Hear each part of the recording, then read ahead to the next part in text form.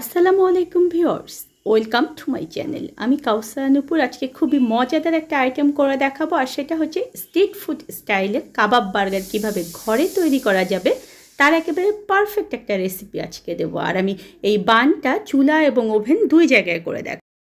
Do করার জন্য আমি এখানে 2 কাপ পরিমাণ, দেখুন যে মেজারমেন্ট কাপ দিয়ে মেপে 2 কাপ পরিমাণ ময়দা নিয়েছি। এর বদলে আপনারা এখানে আটাও ব্যবহার করতে পারবেন। এখন এখানে আমি হাফ চা চামচ পরিমাণ লবণ দিয়ে দিচ্ছি।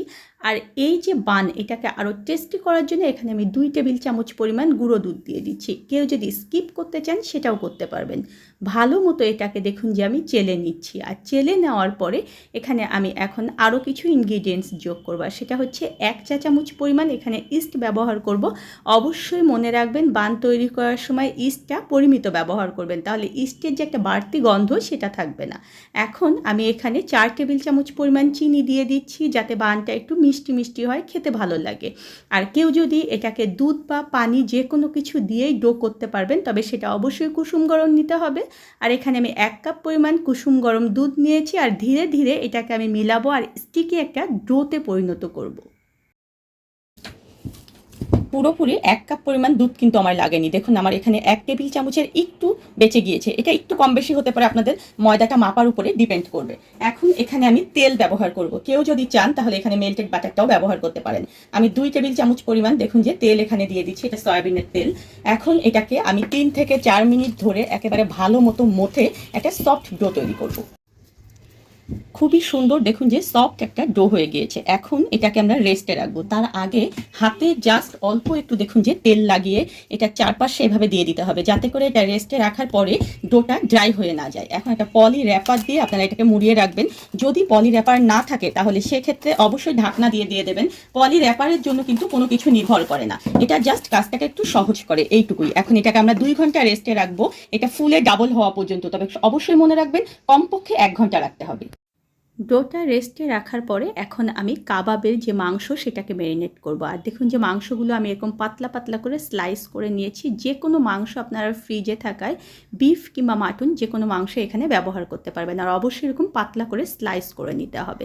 এখন এটা ম্যারিনেটের জন্য এখানে আমি মশলা দিয়ে দেব। আর মশলার পরিমাণগুলো অবশ্যই মনে রাখবেন। আমি এখানে 1 টেবিল চামচ পরিমাণ লবণ দিয়ে দিলাম, কারণ আমি এখানে 500 গ্রাম পরিমাণ মাংস ব্যবহার করেছি। 1 চা চামচ পরিমাণ আমি এখানে শুকনো মরিচের গুঁড়ো দিয়েছি। আমি জিরার গুঁড়ো দিয়ে দিচ্ছি 1 চা চামচ পরিমাণ।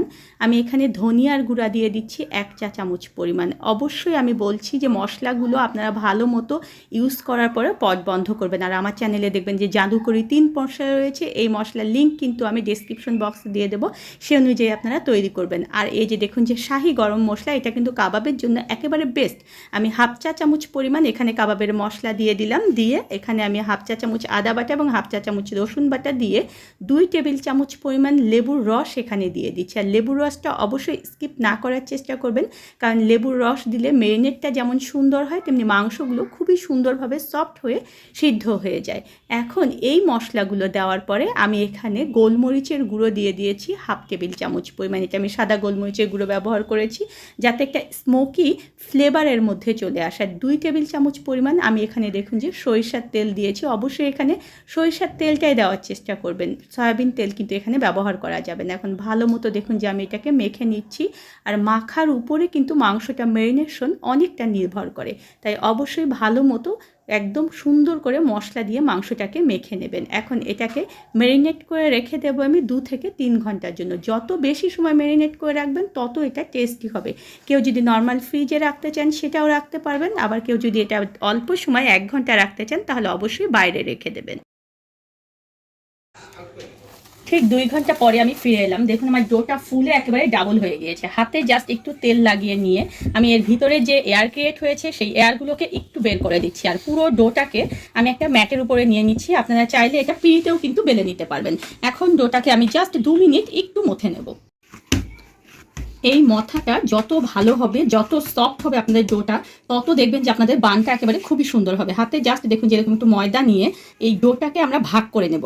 এখন আপনি ঠিক কত বড় করতে চান সেটা আপনার ব্যাপার, তবে আমি মাঝারি সাইজ করে আজকে ডোটাকে ভাগ করে নিচ্ছি। এখন একটি করে ডো নিয়ে দেখুন যে সেই ডোটাকে আমরা লম্বা করে এরকম করে করে রোল করব, একদম চিকন করে। রোলটাকে একটু সমান করে পুরো জায়গাটাকে সমান করে নেওয়ার চেষ্টা করবেন। দেখুন আমি পুরো জায়গা কিন্তু সমান করে নিয়েছি। এখন ঠিক দেখুন যে এরকম দুইটা অংশ আমি সমান করে নিচ্ছি। নেওয়ার পরে ঠিক এই যে দেখুন মাঝ বরাবর থেকে এইভাবে করে ঘুরিয়ে ঘুরিয়ে আমরা একটা বেনির মতো তৈরি করব। মাথা দুটো দেখুন যে ঠিক এরকম করে দিয়ে দিচ্ছি। আর এই যে অংশটা, এটাকে জাস্ট আমরা যে পাশে প্যাচ দিয়েছি সেই পাশটা একটু ঘুরিয়ে নিয়ে ঠিক দেখুন যে এইরকম করে দিয়ে দেব। দেখুন, আর এটা এরকম ঠিক লাগিয়ে দেব। তাহলে দেখবেন যে এই যে জিনিসটা, এটা সুন্দর একটা শেপ হয়ে গেল। এখন যেই ট্রেতে আমি বেক করব সেখানে দেখুন যে আমি বেকিং শিট বিছিয়ে রেখেছি, ঠিক সেই জায়গায় আমি এভাবে করে রেখে দিচ্ছি। আর এটা স্পেস রাখতে হবে, ঠিক এপাশে থাকবে, এপাশে থাকবে, এপাশে, যেন এটা যখন বড় হয়ে যাবে জায়গা দখল করতে পারে। ঠিক এইভাবে আমি আরেকটা আপনাদেরকে বানিয়ে দেখাচ্ছি। দেখুন আবার ঠিক মাঝ বরাবর থেকে এটাকে আমরা এভাবে করে ঘোরাতে থাকবো। আর ঘোরানোর সময় মনে রাখবেন যে একটু যেন প্যাটার্নটা সুন্দর হওয়ার চেষ্টা করে। দেখুন যে এভাবে দিয়ে আমি লাস্টের অংশটা নিচের দিকে লাগিয়ে দিলাম দুটোকে। দেওয়ার পরে ঠিক যেভাবে করে আমরা আগের বারে এটাকে ঘুরিয়ে নিয়ে এসেছিলাম, ঠিক সেইভাবে করে দেখুন যে এটাকে সমান করে এইভাবে দেবেন এবং সুন্দর করে দেওয়ার চেষ্টা করবেন যাতে করে শেপটা দেখতে ভালো লাগে। দেখ ভাজ ঠিক এইভাবে করে আমরা সবগুলোকে বানিয়ে নেব এবং এইটাকে এখন আমরা ঢেকে রাখবো। কেন ঢেকে রাখছি আমি বলি, এটা যদি আমি ঢেকে না রাখি তাহলে কিন্তু আমার এটা কি হবে, এটা ড্রাই হয়ে যাবে। আর সেই জন্য র্যাপার দিয়ে এটাকে আমি ঢেকে রাখবো ঠিক 40 মিনিটের জন্য। ওটা তো গেল আমি ওভেনে দেখাবো। এখন চুলাতেও যেহেতু আমি দেখাবো, তাই একটা স্টিলের প্লেটে দেখুন যে আমি এরকম অয়েল ব্রাশ করে নিয়েছি, যাদের বেকিং শিট নেই তাদের জন্য। আর এখানে কিছুটা আমি শুকনো ময়দা দিয়ে দিচ্ছি। ময়দাটাকে জাস্ট এইভাবে করে আপনারা ঘুরিয়ে ঘুরিয়ে পুরো অংশে দিয়ে দেবেন, যাতে করে এমন কোনো জায়গা না থাকে যেখানে ময়দাটা পৌঁছাবে না। এখন বাড়তি যে ময়দাটা সেটা আমি ঝেড়ে নিচ্ছি। আর ঠিক এখন দেখুন যে আমি আবার একটা বানিয়ে দেখাচ্ছি, কারণ এই ভাঁজটা বোঝাটাই কিন্তু একটা কঠিন ব্যাপার। যখন আপনারা প্রথম বানাবেন তখন কিন্তু কঠিন মনে হবে, কিন্তু যখন পরবর্তীতে আবার বানাবেন তখন দেখবেন যে সহজ হয়ে যাবে। দেখুন আমি ঠিক দেখুন যে দুটো অংশ সমান করে নিয়েছি। এখানে নেওয়ার পরে ঠিক মাঝ বরাবর থেকে আমি দেখুন যে আবার এভাবে করে পেঁচিয়ে নিচ্ছি। আর সুন্দর একটা শেপ হবে। এটা যখন হয়ে যাবে তখন আপনারা বুঝবেন যে আসলে কতটা সুন্দর হয়েছে এবং কত সহজ আমি দেখিয়েছি। দেখুন এইভাবে করে আমি দুটো অংশ আবার কিন্তু লাগিয়ে দিলাম। দেওয়ার পরে ঠিক যে অংশটা থেকে শুরু করেছিলাম সেই অংশটাকে দেখুন যে আমি আবার নিয়ে এসে ঠিক এইভাবে করে দিয়ে দিলাম। দেখুন দেখেছেন কত সুন্দরভাবে হয়ে গেল। আর এটাকে আমি দেখুন যে প্লেটের উপরে রেখে দিচ্ছি। ফিরে এলাম 40 মিনিট পরে। দেখুন যে একটা ডিমের মধ্যে আমি 1 চা চামচ পরিমাণ ঠান্ডা দুধ দিয়ে দিয়েছি। দুধটা কিন্তু জাল করা, কিন্তু রুম টেম্পারেচারে ঠান্ডা করা। এখন এটাকে আমি ভালো মতো একটু গুলে নেব। ডিমটা ভালো মতো আমরা সুন্দর মতো গুলে নেব, কারণ হচ্ছে এটার উপরেই কিন্তু আমাদের কালারটা ডিপেন্ড করবে। এই সময়টা কিন্তু অবশ্যই আপনার চুলাতে একটা হাঁড়ি প্রিহিট করতে দেবেন আর ওভেনটাকে প্রিহিট করতে দেবেন, কারণ যে কোনো জিনিস বেক করার সময় কিন্তু প্রিহিট করে নিতে হবে। এটা কিন্তু একটা মূল একেবারে প্রয়োজনীয় একটা জিনিস।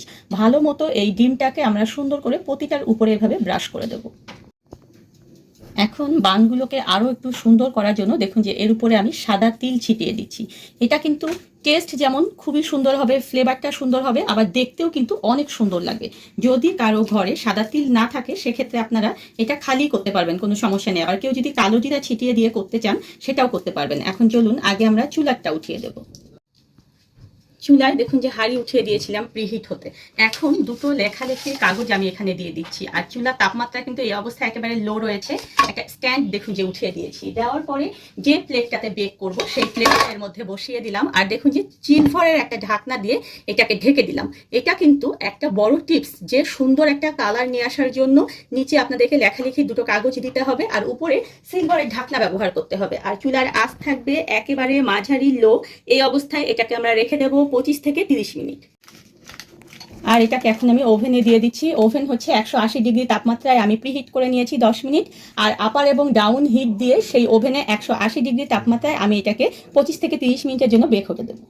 বানগুলো বেকড হতে হতে এদিকে আমরা শিক কাবাবগুলো তৈরি করে নেব। আর এখানে আমি যে মাংসগুলো ম্যারিনেট করে রেখেছিলাম সেগুলো একটু ভালো মতো মেখে নেব, কারণ সব মশলাগুলো কিন্তু ম্যারিনেট করে রাখার জন্য নিচে জমা হয়ে যায়। এখন আমরা এখানে কারো ঘরে যদি শিক না থাকে সেক্ষেত্রে আপনারা সাসলিকের কাঠি দিয়ে এটা করতে পারবেন, তবে অবশ্যই 1 ঘন্টা আগে সাসলিকের কাঠিগুলো পানিতে ভিজিয়ে রাখতে হবে। এখন একটি করে সাসলিকের কাঠি আমাদেরকে নিতে হবে আর 1 টুকরো করে মাংস নিয়ে ঠিক যেভাবে আমরা কাঁথা সেলাই করি ঠিক সেইভাবে করে ফোর তুলে তুলে এগুলো আমরা সাসলিকের কাঠিতে গেঁথে নেব। ঠিক যতটুকু আপনার কাঠিতে আসবে ততটুকু করে একটা কাঠি আপনারা রেডি করে নেবেন।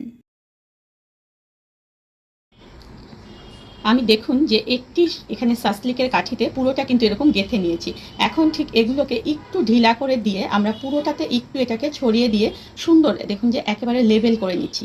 আপনি এখন আপনার মাংসগুলোকে দিয়ে যতগুলো হয় ততগুলো এভাবে সাজিয়ে সাজিয়ে একটা প্লেটে রেখে দেবেন। ফার্স্ট আগে সবগুলো এভাবে রেডি করে নেবেন, তাহলে দেখবেন যে আপনার কাজটা কতটা সহজ হয়ে যাবে। দেখুন আমি সবগুলো দেখুন যে আমার যতটুকু মাংস আমি ম্যারিনেট করে রেখেছিলাম এভাবে আমি কিছুটা সাসলিকের কাঠি দিয়ে রেডি করেছি, আর আমার কাছে কিছুটা শিক কাবাবের কাঠি ছিল, সেটা দিয়ে আমি কিছুটা রেডি করে নিয়েছি। এখন চলুন যে আমরা চুলার কাছে চলে যাই। চুলায় দেখুন যে আমি একটা গ্রিল প্যান গরমে উঠে দিয়েছি। আপনাদের কারো কাছে যদি গ্রিল প্যান না থাকে তাহলে কোনো সমস্যা নেই, আপনারা নর্মাল যে ননস্টিকের প্যান রয়েছে সেটাতেও করতে পারবেন। এখন এখানে আমি কিছুটা দেখুন যে সরিষার তেল দিয়ে দিলাম। অবশ্যই এখানে সরিষার তেল ব্যবহার করতে হবে। আর দেখুন যে আমি ব্রাশ করে পুরো জায়গাটাই দিয়ে দিলাম। এখন আমার যে চুলার তাপমাত্রা সেটাকে আমি মিডিয়াম লো করে দিলাম। আমি দেখাচ্ছি আপনাদেরকে, দেখুন যে এটা মিডিয়াম লো করে দিয়েছি। অবশ্যই এই তাপমাত্রাটার কথা মনে রাখতে হবে। এখন আপনার প্যানে ঠিক যতগুলো আসবে ততগুলো আপনি এখানে একটু সাজিয়ে সাজিয়ে দিয়ে দেবেন। এখন মূল একটা টিপস দিয়ে দিন, সেটা হচ্ছে এই যে আমরা এখানে মাংসগুলোকে গ্রিল করব, এটার উপরে আমাদেরকে ঠিক 2-1 মিনিট পর পরে এভাবে দেখুন যে সরিষার তেলটাকে ব্রাশ করে দিতে হবে। তার কারণ হচ্ছে যদি আমরা এমনিতে এটাকে গ্রিল করি তাহলে এটা অনেক হার্ড হয়ে যাবে, ড্রাই হয়ে যাবে, এটাকে জুসি যে ভাব থাকে সেই ভাবটা কিন্তু থাকবে না। তাই একটু পরপরই আমাদেরকে এখানে 2-3 মিনিট পরপরই এভাবে তেল ব্রাশ করে দিতে হবে। এবং একটু পরে আমি এটা উল্টিয়ে আপনাদেরকে দেখাচ্ছি। পুরোপুরি 2 মিনিট পরে আমি এগুলোকে একটু উল্টিয়ে দিচ্ছি। অবশ্যই কিন্তু এগুলো উল্টিয়ে পাল্টিয়ে আমাদেরকে গ্রিল করতে হবে, কারণ এগুলো কিন্তু আমরা প্যানে গ্রিল করছি, তাই অবশ্যই এই কাজটা একটু উল্টিয়ে পাল্টিয়ে করতে হবে। আর এই যে উল্টিয়ে দেওয়ার পরেই দেখুন যে আমি আবার এখানে তেল ব্রাশ করছি। এরকম 10 থেকে 12 মিনিট পরে আমি ফিরে আসছি, তারপরে আমি আপনাদেরকে দেখাবো যে এটা কতটা পারফেক্ট হয়েছে। আর অবশ্যই কিন্তু বলছি যে 2 থেকে 3 মিনিট পরই যখনই দেখবেন যে একটু ড্রাই ভাব মনে হচ্ছে তখনই এখানে তেল ব্রাশ করে দেবো। আমি সাজিয়ে একদম দেখুন যে আমার যতগুলো শিক রেডি করেছিলাম পুরোটাই কিন্তু এখানে দিয়ে দিয়েছি। এতে করে আমার সময় কিন্তু অনেক বেঁচে যাবে। এখন দেখুন যে সবগুলো শিক দেওয়ার পরে এই যে আমি মাংসটাকে ম্যারিনেট করার সময় তেল দিয়েছিলাম, এই তেলটা দেখুন যে কতগুলো বের হয়ে গিয়েছে। এখন এই অবস্থায় উল্টিয়ে পাল্টিয়ে আমরা ঠিক এই যে তেলগুলো রয়েছে এই তেলগুলো এখান থেকে নিয়েই ব্রাশ করে করে উপরে দেবো, তাহলে কিন্তু আমাদের আর তেল বেশি ব্যবহার করতে হবে না। আর এই যে আমরা এখানে শিকটা প্যানে করছি এতে করে কিন্তু প্যানে অনেকটা মশলা পুড়ে যায়, তাই অবশ্যই কিছুক্ষণ পর পর এভাবে প্যানটাকে ঝুঁকিয়ে দেবেন যাতে করে বেশি মশলা ওখানে লেগে পুড়ে না যায়। একটু মশলা কিন্তু পুড়ে যাবে, সেই কারণেই কিন্তু আমরা এটা লো আঁচে করছি। আপনার এই যে একবার করে কাবাব তৈরি করতে খুব বেশি হলে 20 থেকে 25 মিনিট সময় লাগবে। এই 20-25 মিনিটে কিন্তু এরকম অনবরত তেলটাকে উপরে ব্রাশ করে করে আমাদেরকে উল্টিয়ে পাল্টিয়ে এভাবে করে ঠিক একদম খুব সুন্দর করে সিদ্ধ করে নিতে হবে। এখন আমি দেখুন যে আমার শিকগুলো কিন্তু হয়ে গিয়েছে, এগুলোকে আমি তুলে নিচ্ছি। আর এগুলো দেখুন যে একেবারে কয়লায় যেভাবে গ্রিল করা হয় ঠিক সেরকম একটা কালার চলে এসেছে। কাবাবগুলো হয়ে যাওয়ার পরে চলুন দেখে এসে আমাদের বানগুলো কেমন হয়েছে। চুলার বানগুলো দেখুন যে 25 মিনিট পরে কতটা সুন্দর হয়েছে এবং কত সুন্দর একটা কালার এসেছে। যারা বলেন যে চুলার কালার সুন্দর হয় না তাদেরকে আমি দেখিয়ে দিচ্ছি যে কত সুন্দর কালার হয়। আর চুলা বন্ধ করে দিয়ে এগুলোকে আমরা তুলে নেওয়ার পরে দেখুন যে আমাদের ওভেনের বানগুলো কত সুন্দরভাবে হয়ে গিয়েছে। এই বানগুলোকে অনেক সফট করার জন্য এখানে আমি কিছুটা বাটার ব্রাশ করে দিচ্ছি, আর এতে করে কিন্তু ফ্লেভারটাও অনেক সুন্দর হবে। জাস্ট অল্প একটু এগুলোকে আমি ঠান্ডা করে নিয়ে তারপরে বার্গার বানাবো। আমি একটা ব্রেড দেখুন যে নিয়ে ধারালো একটা নাইফ দিয়ে এটাকে মাঝ বরাবর কেটে নেব। দেখুন যে আমার বানগুলো কতটা পারফেক্ট এবং সফট হয়েছে। এখন এই বানগুলোকে এভাবে একটু খুলে নিয়ে মাঝ বরাবর দেখুন যে আমরা কিছুটা পেঁয়াজের টুকরো দিয়ে দিচ্ছি, আর এখানে আমি কিছুটা কাঁচামরিচের কুচি দিয়ে দিচ্ছি, আমি এখানে শসা দিয়ে দিচ্ছি। অবশ্যই এই জিনিসগুলো দিতে কিন্তু ভালো লাগবে খেতে। আর এখানে কিছুটা চিলি ফ্লেক্স দিয়ে দিলাম, আর বিট লবণ দিয়ে দেবো আমরা এখানে, কারণ বিট লবণ দিলে এই শসা পেঁয়াজ এবং ব্রেডটা খেতে অনেক ভালো লাগে। আর আমাদের যে শিক রয়েছে সেই শিকগুলো আমরা এভাবে আস্তে আস্তে করে খুলে এখানে আমাদের পছন্দ মতো দিয়ে দিলেই দেখবেন যে হয়ে যাবে আমাদের মজাদার যে শিক বার্গার সেটা। আর এটা কিন্তু খেতে অসম্ভব মজাদার, ঘরে ঠিক স্ট্রিট ফুড স্টাইলে আমরা এটা কিন্তু তৈরি করে ফেললাম। দেখেছেন কতটা লোভনীয় এটা হয়েছে। ঠিক এইভাবে করেই কিন্তু আমরা আমাদের সবগুলো বান রেডি করে নেব। সবগুলো দেখুন যে আমি সুন্দর মতো এর মধ্যে শিক কাবাব দিয়ে একদম রেডি করে দিয়েছি। আর ঠিক এই প্রসেসে আপনারা ঘরে বসেই কিন্তু স্ট্রিট ফুড বা রেস্টুরেন্টের টেস্ট পেয়ে যাবেন। ধন্যবাদ সবাইকে আমার সঙ্গে থাকার জন্য। আর আমার পরবর্তীতে আরও নতুন কোনো ভিডিও পেতে হলে প্লিজ আমার চ্যানেলটা সাবস্ক্রাইব করে পাশেই থাকবেন।